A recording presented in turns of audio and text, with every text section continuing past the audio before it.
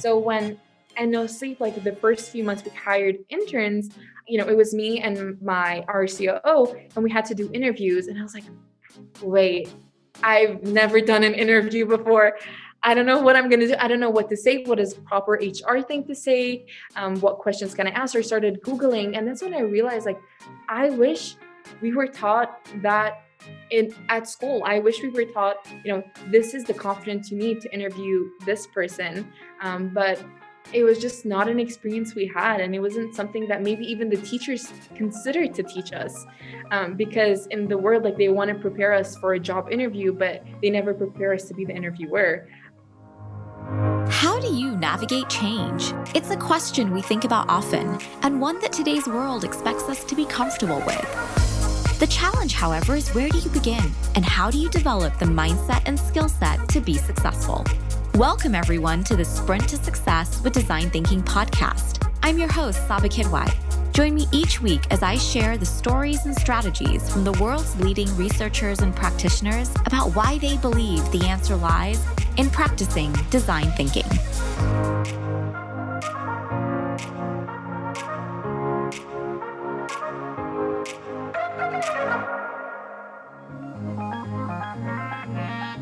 I had always been taught how to interview, said Nancy, but no one ever taught me how to be the interviewer. This one sentence tells us everything we need to know about how the dynamic of today's world has shifted for today's learners. I first heard Nancy tell this story on Clubhouse and knew I had to interview her to learn more about her story.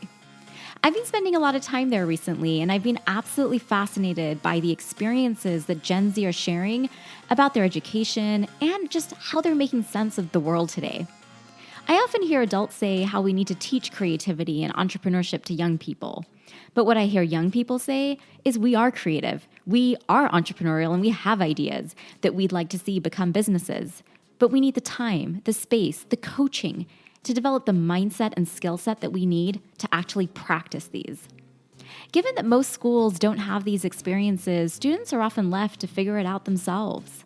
Nancy is a student at Columbia University, and she's the founder and CEO of End No Sleep, a nonprofit that's on a mission to help you get a good night's sleep, reclaiming sleep as a necessity, not a luxury.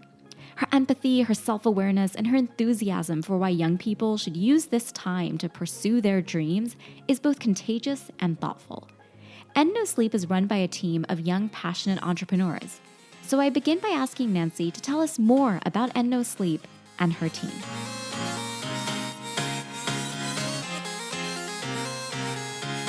So yeah, my name is Nancy. I'm 21 years old. I'm a student at Columbia University, and I'm the founder and executive director of a nonprofit called End No Sleep Inc.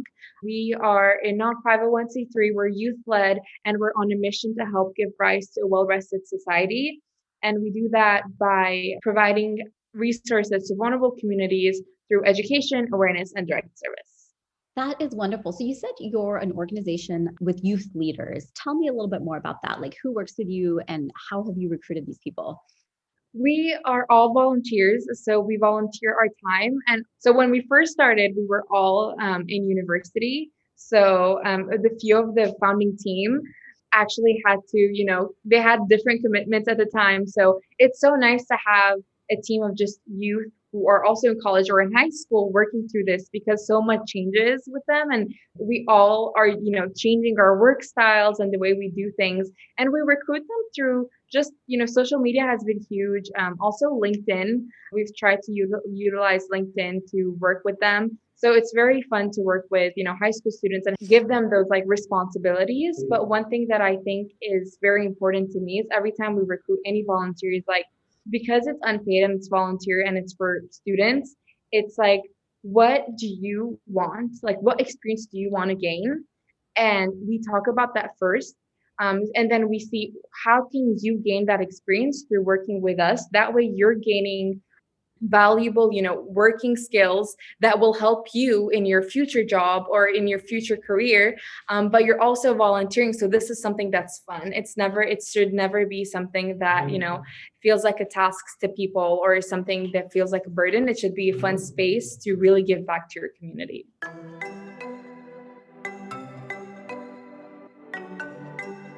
What experience are you hoping to gain? I love how Nancy asked this question because it's one that we don't often ask ourselves enough or encourage other people to be asking. We're so wrapped up in designing a resume that looks the way we think it should or the way we're taught it should look, yet we don't often always find a spot for the things that matter to us most, such as how we want to make an impact or give back to our communities, a value that's often a non-negotiable for Gen Z when making decisions. When Nancy is looking for people to add to her team, she shares that social media is where she goes first. And because she's a young college student, you might be thinking Instagram, but she's thinking LinkedIn. I talk often about LinkedIn as being one of the most underutilized tools for students today. Its power as a place to showcase your creative skills and ideas, whether it's through your writing, through audio, or through any other medium, merged with the fact that just about everybody already has a LinkedIn profile, makes it the perfect place to connect with others and build your professional learning network. The platform is absolutely unmatched for those beginning to establish their authority and credibility online.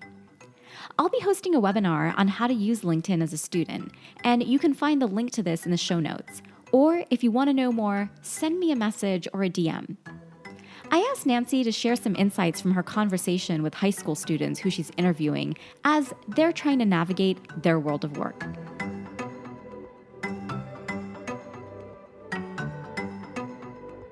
When it comes to high school students and working with them, a lot of times is like, there's usually certain programs where they have to fit their skills to the program. So what's different about this is like, tell me your skills and then we will tailor a program to that. So I think one thing with when it comes to high school, they also don't have a lot of time. So understanding and helping them time manage has been really huge. It's been a part of like my experience as a leader in this nonprofit organization. So it's been really fun to just be there in terms of support. You got this. Like we want you to thrive, and it just will be an honor for you to do that through us. So I think really having a program tailored to them is what shocks them and also what shocks us because we want to make sure they feel comfortable and they're doing well.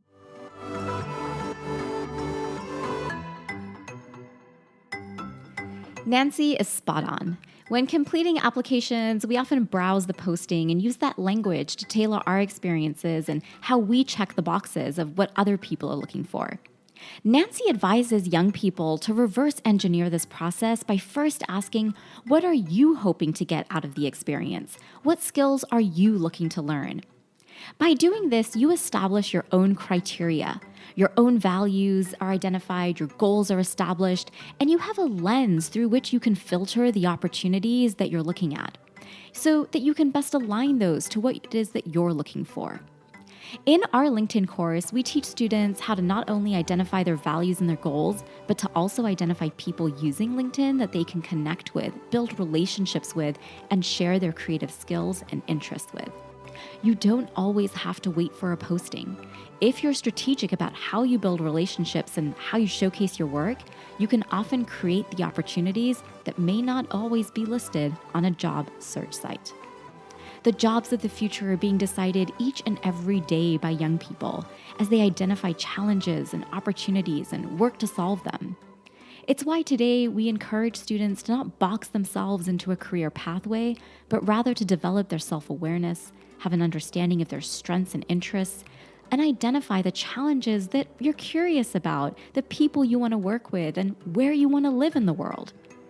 As economists and researchers have shared time and time again, while the dynamics of today's world have the potential to create enormous prosperity, the challenge to societies, particularly businesses, governments, and education systems, is going to be able to create access to these opportunities that allow everyone to share in this prosperity. So while yes, the possibilities are endless, whether we all have the skill set and mindset to take advantage of these possibilities has yet to be determined or democratized to where everyone has access and exposure to what these are and how to do this. I asked Nancy to tell us more about her journey of self-discovery and self-awareness and how she came to be passionate about End No Sleep.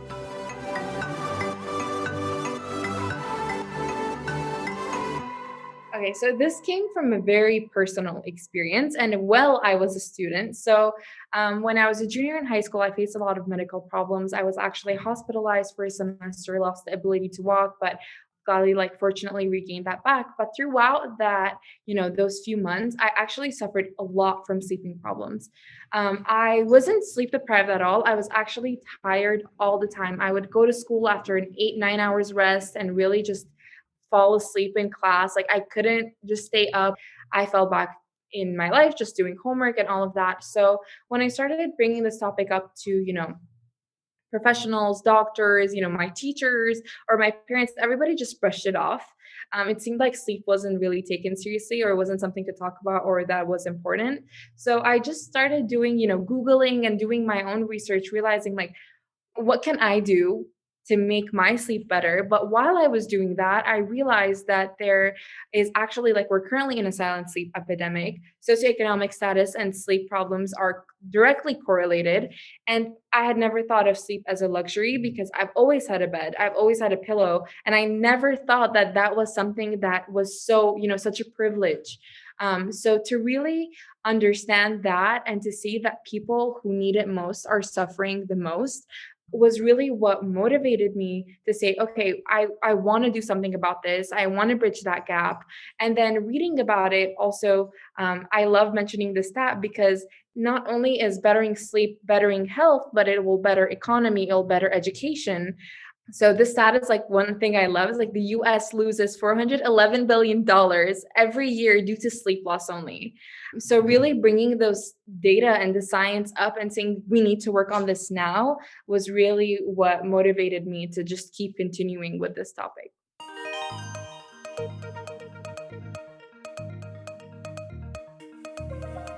Curiosity often begins with someone asking why. However, as Nancy experienced, when we ask why or when we bring problems to the forefront, oftentimes they're brushed aside. It's moments like these where your ability to reflect, be self aware, and your tenacity can be the difference that makes a difference.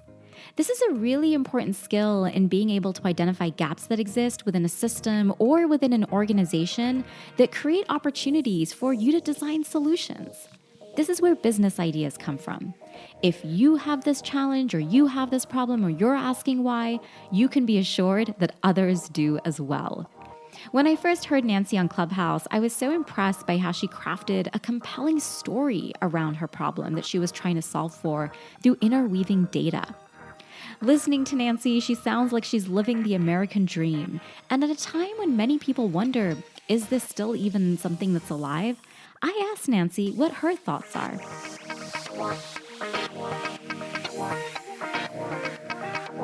I look at my journey now reflecting on it, I've gained so much. And I personal opinion, I don't think it's dead. I think there's so much, I am now back in the Middle East. I'm in Egypt.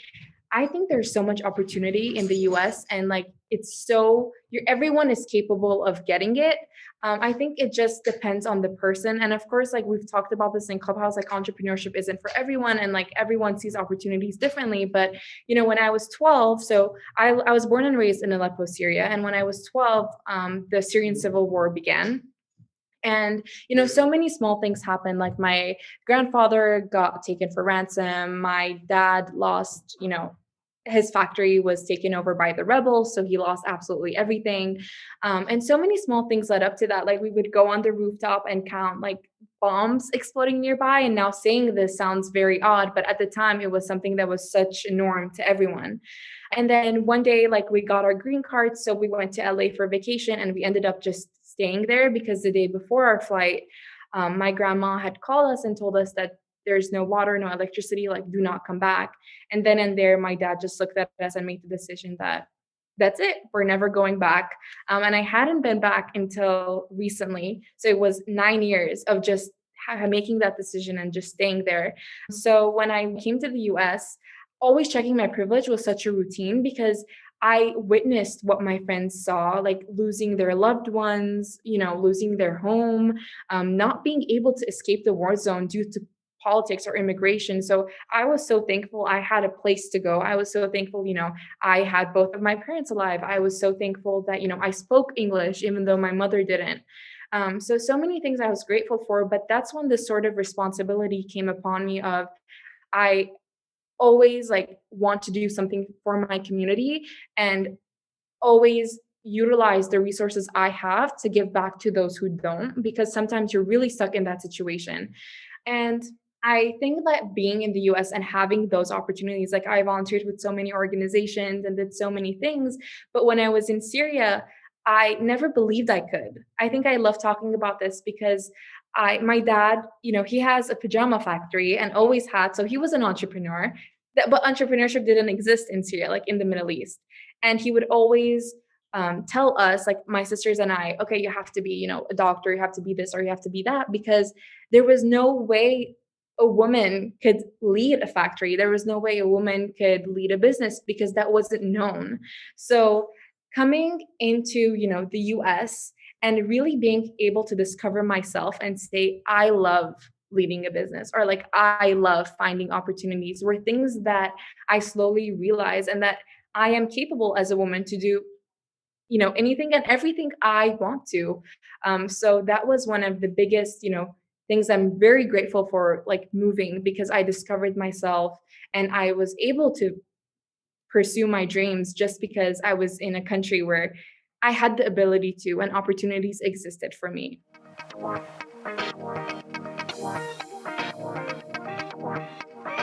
I agree with Nancy when she says that there's opportunity everywhere. The challenge, though, as I've shared before, is are we all prepared to identify it? And then do we have the skill set and mindset to actually execute on being able to do something about it? I often share the book Life is in the Transitions by Bruce Feiler, where he shares that the linear life is dead and that our ability to navigate change is both a skill set and mindset we can learn. It's one of the reasons I believe so deeply in exposing people to design thinking. Design thinking isn't just about finding and solving a problem. It's a mindset encompassing many of the terms you hear Nancy mention, such as creative confidence, learning from failure. These are key, she says, to her ability to build a life at the intersection of her passion and her purpose. In listening to Nancy's story, I'm also really reminded about how important it is to have a coach or a mentor help you navigate through these many adversities or these different transitions. I ask her, as someone who's immigrated to the United States from the Middle East, what do you wish more people knew?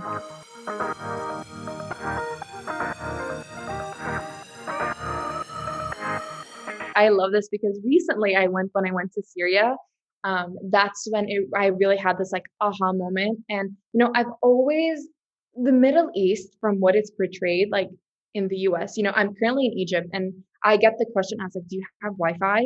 And to me, that's shocking because being in Egypt, it's so advanced. Like there's so much opportunity. There's so much people are willing to do. Like entrepreneurship is huge here, even though it's not talked about on the mainstream media. So just about the region in general, I think there's has so much potential. It's much more than people see on TV, because I think the media itself like portrays all the negatives.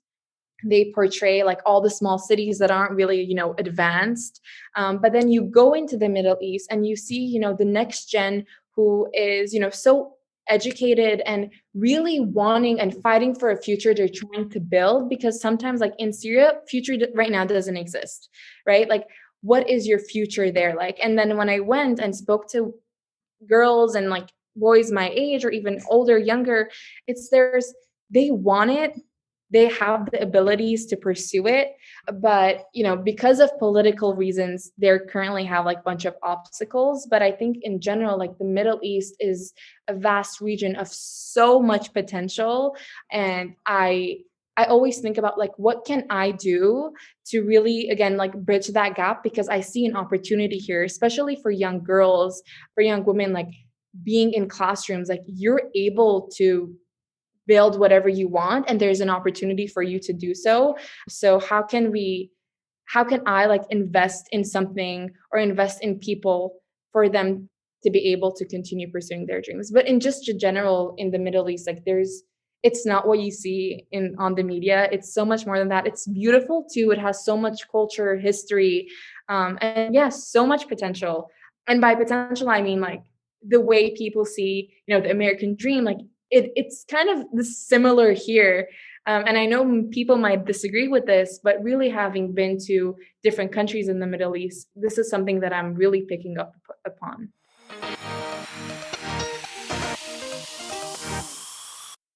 Hearing how different countries are adapting education for today's learners is fascinating. It's one of the reasons I pursued my Global Executive Doctorate of Education from USC, where we actually got to travel to places like Finland and Hong Kong and Doha to learn how other people are rethinking education for today's learners. A lot of times, what we found is that places that don't always rank high on the traditional scorecards, such as PISA, are the ones that are creating some of the most progressive experiences for young people. I'm fascinated by how Nancy has embraced a traditional college pathway while also being a creative entrepreneur. Having had these two experiences, I asked her to share her thoughts about the value of college, a debate taking place across the country and in people's homes.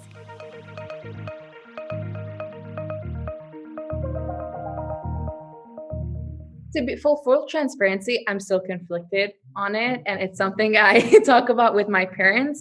I, after high school, took 2 gap years. The first year was a medical gap year to really make up upon like the whole semester I had missed from my hospital, etc. And I've always wanted, like, my dream school was to go to Harvard. Like, that was my dream ever since I was a child, and I really wanted to be the candidate that fit perfectly. And I knew with like my background and my situation, it wasn't the right time for me. So I took a gap year. And then what I did was that, like, I wanted to gain nonprofit experience. So I worked. And I had never been so proud of myself. And like, I've never had like that self discovery journey at school at all. Really being able to work and find what I truly am passionate about. And then starting and no sleep. Like, I got adulthood 101 prior to starting college. And I recommend gap years for anybody because a lot of times it's like the way it's colleges is like you go after high school and then you discover what you want to do. And then maybe your major has nothing to do with what you actually want to pursue. So gap year will really allow you to get that work experience and see, like, is this something I want to do? And then surprisingly enough, when I started my journey with Columbia, I ended up taking a semester off this semester because I value education so much. I have, this again great privilege of being able to get an education from universities such as Columbia. And I love what I'm studying, human rights. But I always struggle with, I want to do X, Y, and Z, and I don't want to fail college. How do I balance it? And this is still something I'm trying to discover. Like, what is it worth? I want to do like these projects, but am I able to continue with them when I'm really at school and I'm a full-time student? So it's something I struggle with, but I know a lot of college students struggle with too. So that's my full and transparent answer. I talk about this with my parents all the time because they're very much like school, school, school. And I'm like, I want to do both. Yeah, it's actually really interesting because it seems like you have been able to do both. And one of the things that really strikes me is your confidence in being able to say, I'm going to take a gap year or I'm going to take a semester off, because I think even that decision is so difficult for so many. Can you tell us a little bit about, okay, so you said your first gap year was a medical year, but then you said you took a second one. Tell me a little bit about what gives you the confidence to want to have taken a gap year or to say, hey, I'm going to take a semester off to do something. And then how do you go about structuring your time and thinking about what you're going to do? I think the confidence comes with like having set goals. I don't know what I want to do when I grow up, right? Like, I don't have this career path for me, but I know what I want to do right now. And to me, that seems so available to me to pursue it. So what happens is, like, when I wanted to do the gap year, I knew exactly what I wanted to do to get to where I wanted to in the short term. So I didn't plan for taking 2 years, but then mid first year, I was like, okay, I'm not ready to fully, launch and no sleep. There's still so much work to be done. I'm still getting so much experience. I'm like, okay, I need another year. And the thing is, like, I know this is hard, especially with my parents. I just ask them to trust me. I've talked about this before, but my school principal had a lone interview with me and then also an interview with my parents, like, please don't let her take the gap year. And so many people did that. The funny stat is, like, I was the first person in the 45 years that my school was open to ever take a gap year. And like, I remember very clearly in one of my classes, like, a teacher mentioned that I had failed somehow because I didn't continue to any college at all, not even community college. So it's like for me, none of those strike me because I knew, like I had a plan of this is where I want to get to. But that also comes from like doing the research, of course, and really having that mindset that I'm young. I'm like pretty young. And if I fail, I fail. Like I just want to learn. It's okay for me to fail. But also having a good support system, because if I didn't have that good support system, I wouldn't be able to be confident. And it's hard also financially. So I understand that. But for me, it was like really being on hustle mode and having, a family who's supportive of me and just risking it and just saying like, I just want to do it. I know this is what my calling is. I'm just gonna go for it.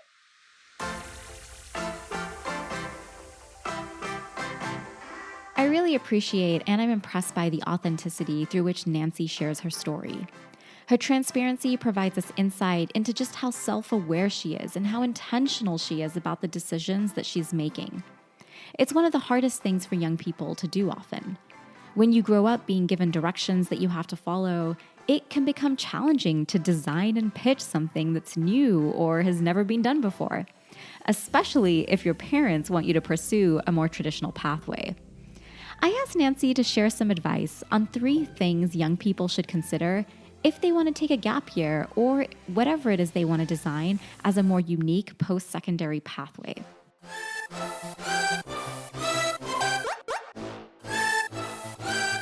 So I would say for me, number one thing was like planning what kind of side hustle or thing I wanted to pursue. Like, what was my goal for the gap year? I think number one is like writing your goals. What do you want to achieve? One of the things on my gap year was also boxing. I really just wanted to do boxing. Like, it doesn't have to be formal, but it could be things that you want to discover within yourself. So, one of the things is like list your goals of things you want for yourself. And number two is like, how will you achieve those goals? So that goes into planning, but also finding like, for me, I found a job, like a 9 to 5 job, and then I also did the side hustle. I wanted to gain that experience of like being formally employed and really just going through that and seeing maybe it's something I want to do, and then networking with people. I ended up working for like a chiropractor, and that went hand on hand with sleep and learned so much from them. So I planned like what my side hustle was going to be. Also, like looking at programs, look at the programs that are, there's so many like programs out there for gap years. A lot of people travel. So if traveling is one thing right now is not the right time, but if, traveling is that one thing you want to do, then plan your gap year according to that. I think things to consider is like self goals, like what do you want to gain? What work do you want to accomplish? And then also like, why are you taking it? A lot of times, I think the main question is like people lose motivation to go back to school. I think my gap year added my motivation to go back to school. So really realizing like 3 things: how, what's my goals, and like why am I taking it? Because if your answer is like I don't want to be in school, um, yes, but what can you do to really make the best out of your time? Because it could just be boring as well. Like if it's not well thought out or planned out, you could be stuck in that loop. So I think it's important to really measure your goals for that year, and maybe it could turn into 2, 3, and maybe your side hustle like ends up being this huge project you're working on. But just genuinely making a good plan and sticking to it.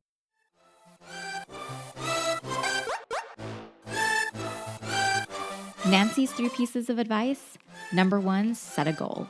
I love how here she highlights the importance of not just setting a professional goal, but personal goals as well. In her case, boxing.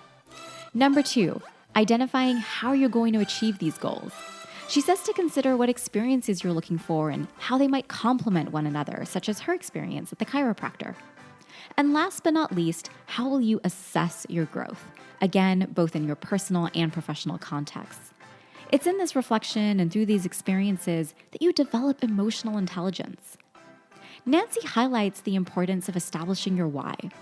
It's something we talk about often on the podcast, and the last 2 guests specifically shared how people often do this too late in life and advocated for this being a part of the high school and college experience. I'm fascinated by how Nancy was able to do this independently in such a young age, and so I ask her how she likes to learn and where she learns.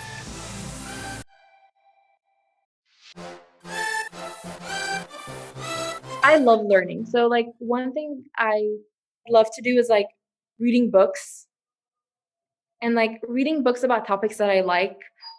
That's been really helpful for me. But I think learning comes for me like comes a lot from experiences. I've learned so much through like I still fail every single day through the nonprofit, and it's something that I'm always learning. Or like I feel like just working has given me so much experience and knowledge. And then, of course, like books or even self education. Like, I think there is a social justice class that I just Googled online to take. And so, even though I never followed through with it completely, but just to understand or like Googling things on topics that I'm curious about. So, I think like the learning journey just has never ended. Like, I still learn on day to day, but it just sometimes it's not in a school setting.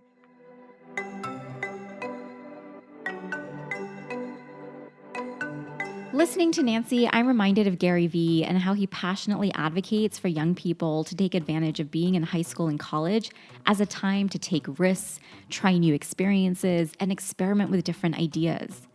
I ask Nancy, looking back now as a founder and a college student, what experiences does she wish she had had in high school that she feels would have better prepared her?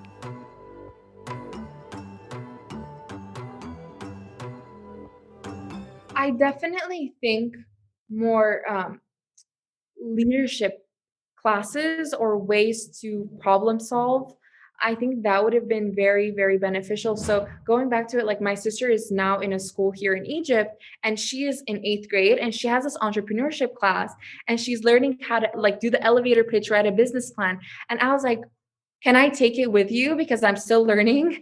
And she's only in 8th grade. And that never existed to the school I went to. It never existed for me to come up with a plan to pursue what I want. It's very much existed like, this is what to do to be part of the corporate world, to get your education and to continue working for someone else. So I think I would really gain so much valuable experience from having a leadership class. I mean, they're all called leadership classes, but some that really instills that leadership in you. And also really being able to networking. They don't talk about networking enough in school or like bring people to network with. Like we have networking for, job fairs, like so, but what about people who are interested in different fields, like meeting other people? And you get that through doing extracurricular activities or meeting people through different organizations. But I think a school could really leverage a program such as like having that connection or like how to build your LinkedIn profile, like how to build your online presence, not don't post this, but really teaching you this is what you could do to build a good LinkedIn profile because you're never too young to start your LinkedIn profile. You could, meet, network with people, find jobs. You're still in high school, so you might want to work for free and gain that experience. So definitely really building and instilling that leadership aspect in a way that you're capable of anything and everything you want to do.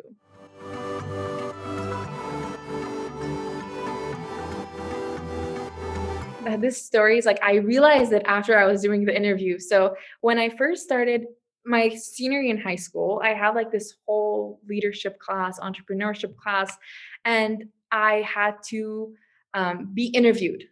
So I knew so well what to say, how to answer, how to write the follow up, what should I do? Like, did I fail? Did I make it? Would I have gotten the job? Never once was I taught, like, how am I the other person? Like, what is right or what is wrong for me to do, even through like HR, that, I could interview someone else. Like, what are the questions to ask? So and no sleep, like the first few months we hired interns, it was me and my RCOO, and we had to do interviews. And I was like, wait, I've never done an interview before. I don't know what I'm going to do. I don't know what to say. What does proper HR thing to say? What questions can I ask? Or started Googling. And that's when I realized, like, I wish we were taught that at school. I wish we were taught, this is the confidence you need to interview this person. But it was just not an experience we had. And it wasn't something that maybe even the teachers considered to teach us, because in the world, like they want to prepare us for a job interview, but they never prepare us to be the interviewer. So that was very shocking to me because I had like this mini panic mode, like, wait, I've never done this before. I know how she or he should answer me. but I don't know what the proper things are to say. So that took really a lot of time on me and my team to make sure that we're following proper HR guidelines and we know how to conduct right interviews.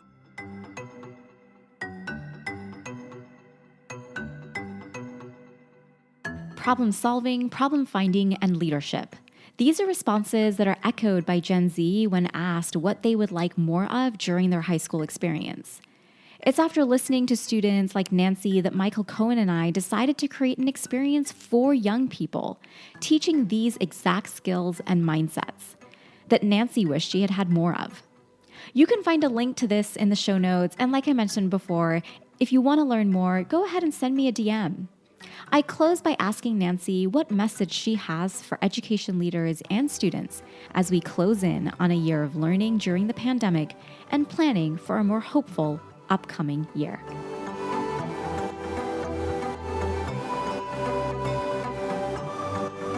For education leaders, that everyone learns differently and everyone has such different passions, and is to really support your students in a way where not you think they should be supported, but they need to be supported.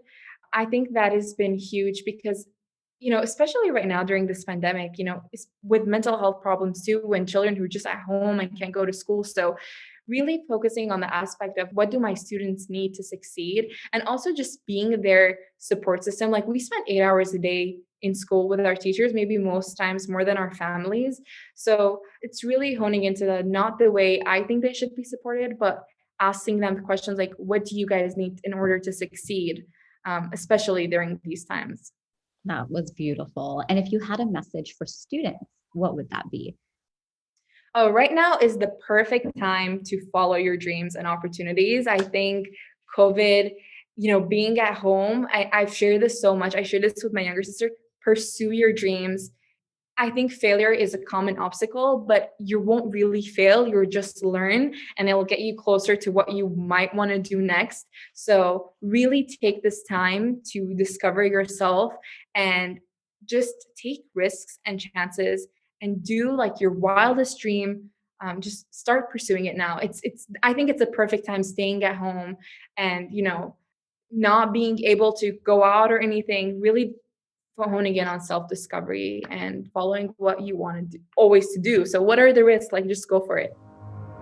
It's your turn to join the conversation by sharing what you enjoyed or what questions you still have.